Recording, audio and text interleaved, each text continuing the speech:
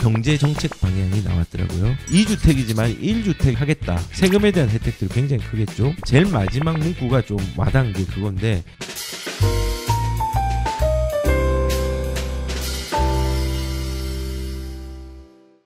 (2024년도) 경제 정책 방향이 나왔더라고요. 그래서 경제 전반에 대해서 뭐 모든 것들을 다 해석하고 할 수는 없겠지만은 적어도 부동산 관련된 정책들 거기에 대한 부분들은 간단하게 말씀을 드리도록 하겠습니다.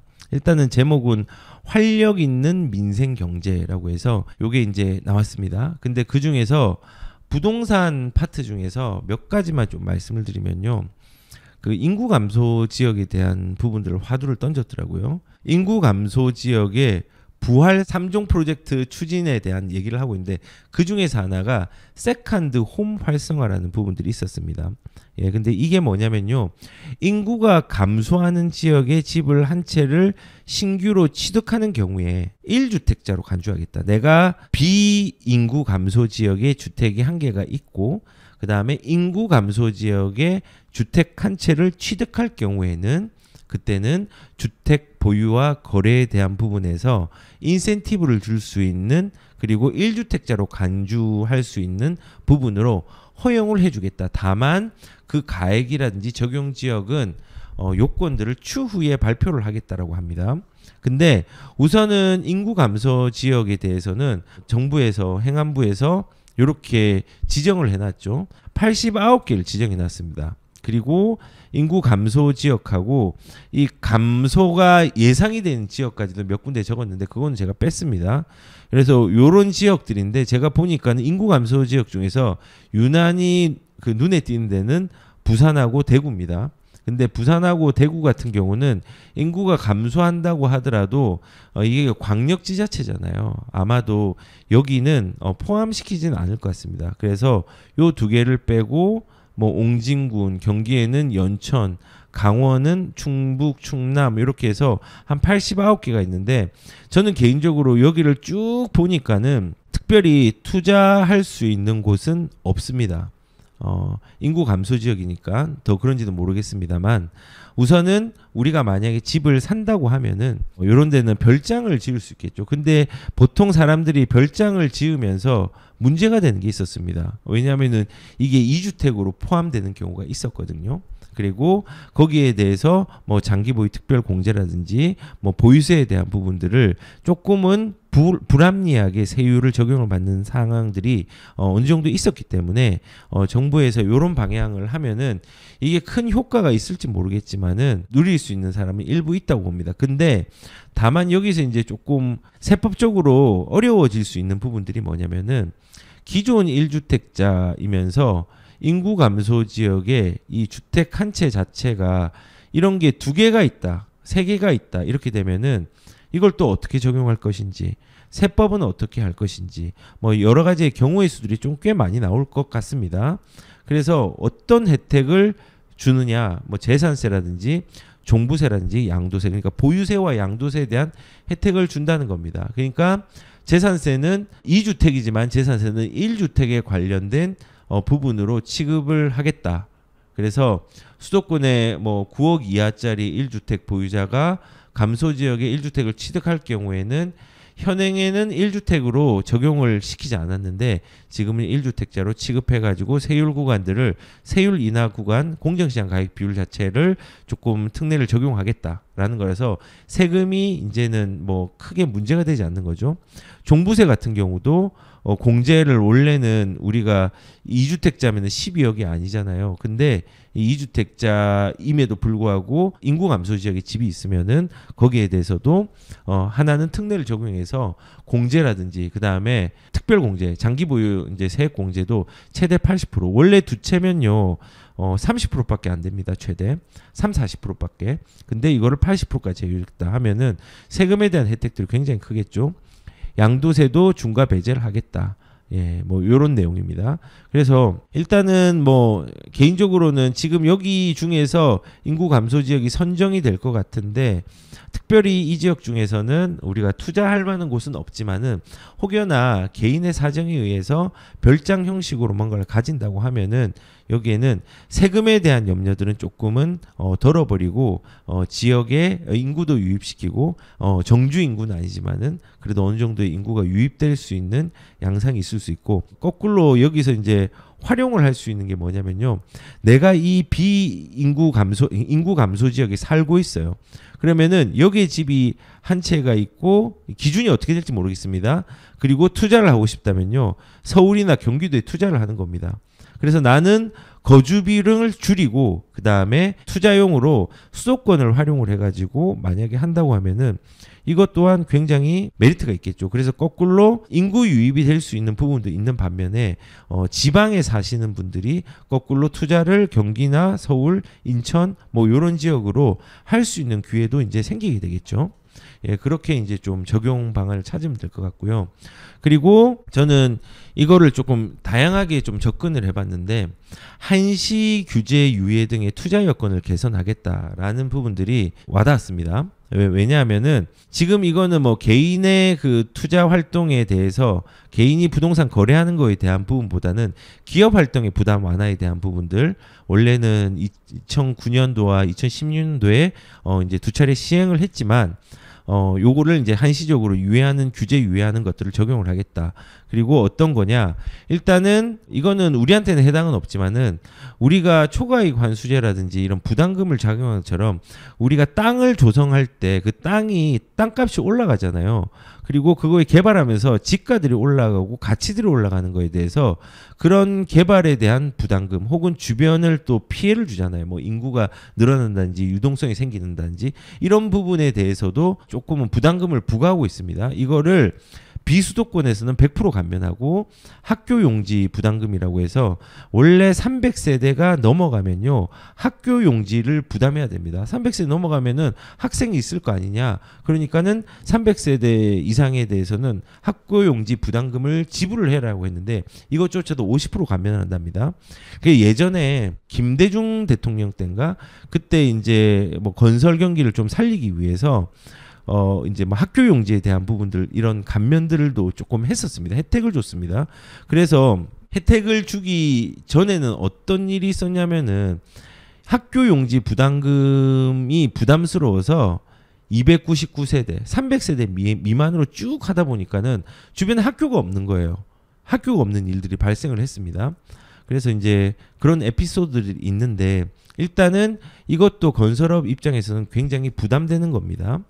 그리고 제가 저번 주랑 저저번 주에도 이제 말씀을 드린 게 민간 공동주택의 제로 에너지 건축 의무화 시행을 1년 유예한 건데, 이게 제로 에너지를 하려고 하면은 공사비 단가가 굉장히 많이 올라갑니다. 근데 지금 현재 공사비 단가가 많이 올라가 있는 상태에서 제로 에너지 건축을 의무화를 시행해 버리면요 분양가가 훨씬 많이 뛰어버립니다. 그래서 그런 부분들을 조금 고려해 가지고 좀은 1년을 유예를 하고 부동산의 가격들을 좀 지켜보겠다는 의미로 해석이 됩니다. 그리고 제일 마지막 문구가 좀 와닿은 게 그건데, 향후에 전 분야에 걸쳐서 현장 수요를 반영한 한시적 규제 유예 과제를 적극 발굴하여서 순차적으로 추진하겠다라고 했습니다. 과거에 보면요 비슷한 양상들이 있었어요. 2013년도에 박근혜 정부가 들어서면서 취득세의 영구 완화랑 양도세 중과를 세 차례 유예한 것들을 어느 정도 기본세율로 완전히 고착화시켜 버립니다. 예전에도 똑같았거든요. 노무현 정부 때 발생시켰던 양도세 중과, 예전에 중과 세율이 셌습니다. 60%였습니다. 단일 세율이었습니다. 지금은 세 구간이 있는데 단일 세율로 다주택자는 60%를 매겨버리고 3주택자 60%, 뭐 2주택자 50% 이렇게 매겨버렸습니다. 지방, 지역 상관없이요. 예, 그래서 그게 이제 문제가 되니까 이명박 정부 때도 계속 유예를 하고 결국은 박근혜 정부 때 이제 유예를 이제 한 거를 완전히 없애버렸습니다. 그리고 동시에 원래 취득세가 옛날에 구간이 되게 높았지만요. 궁극적으로는 2%가 원칙이었습니다. 근데 이 2%를 계속 1%로 임시적으로 유예를 하다가 나중에 영구 유예를 2013년도에 해버립니다. 마찬가지로 지금 여기에서 워딩을 보면은 이게 그 투자 여건이라고 해서 건설업에 대한 부분들 뭐 PF 얘기도 나오고 했지만은 그 부분에 대해서 적용할 뿐만 아니라 그냥 전 분야에서 그렇다면은 한시적 유예라는 부분들은요 결국은 과도기적인 거고 그 과도기적인 게 시장의 상황에 따라서는 이것들을 완전히 풀 수도 있다는 거거든요. 그래서 이런 부분들을 적극적으로 발굴한다는 건요 결국은 무조건 뭐 투자 여건들을 뭐 개선시킨다의 문제가 아니라 시장이 안 좋으면요 정부는 이렇게 칼을 뺄 수밖에 없습니다. 그리고 시장이 안 좋으면요 거래가 잘 될 수 있도록 전 분야에서 투자의 여건이라든지 거래의 여건이라든지 건설 경기의 여건들을 개선시킬 수 있는 방향들을 지속적으로 낼 수밖에 없습니다. 지금도 PF에 대한 부분들 지속적으로 잘 그 운영되게 하기 위해서 태영 대시양 사건도 있고 뭐 여러 가지 사건들이 있지만 그런 부분들을 해소하기 위해서 지금 노력을 하고 있잖아요. 하고 있으니까 이런 부분들을 좀 본다면 지금 뭐 큰 방향성을 본다고 하면은 앞으로의 시장도 규제 완화에 대한 방향성을 통해서 거래의 여건들을 점층적으로 개선시킬 걸로 생각이 됩니다. 늘 얘기했지만은 거기에 대한 기폭제가 되는 시기는 제가 생각할 때는 총선이라고 생각을 합니다. 그리고 뭐 지금 준공후 미분양과 착공 공공택지에 대한 유동성 부담 완화를 위해서 세제 지원과 규제 정비 공공 역할을 강화하겠다라고 하고 여기서 보면은 미분양이 2023년 6월부터는 66.4만 호, 뭐 63, 그다음에 61, 1000호니까는 6만이겠네요. 뭐 이렇게 해서 쭉 줄어들다 지금 줄어들었죠. 줄어들다가 계속 줄어들었습니다.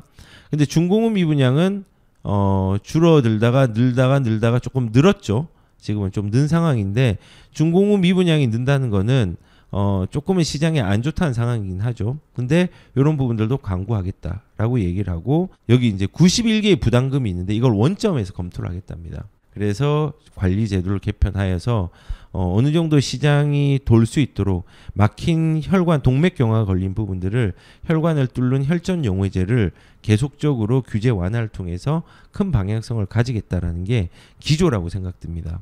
그래서 가계부채도 보면은 정책 모기지론 공급 속도 강화를 늘린다고 하고 그 다음에 DSR의 적용 범위를 확대를 하는데 DSR이 예외적인 부분들 제가 저번에 말씀 많이 드렸죠. 중에서 그 전세가 있습니다.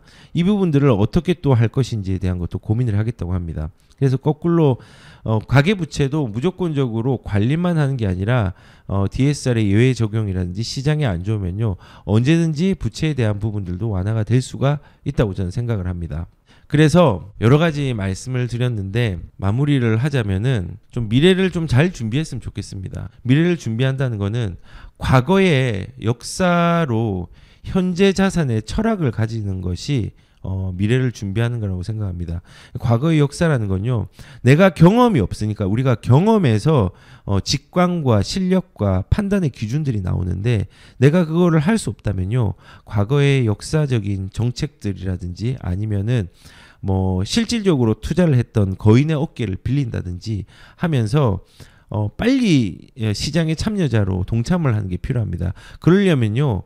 그 과거의 역사로 지금 현재 내가 시장에 참여할 수 있는 자산의 철학들이 있어야 됩니다. 이 철학에 대해서 제가 저번에 말씀을 드렸는데요.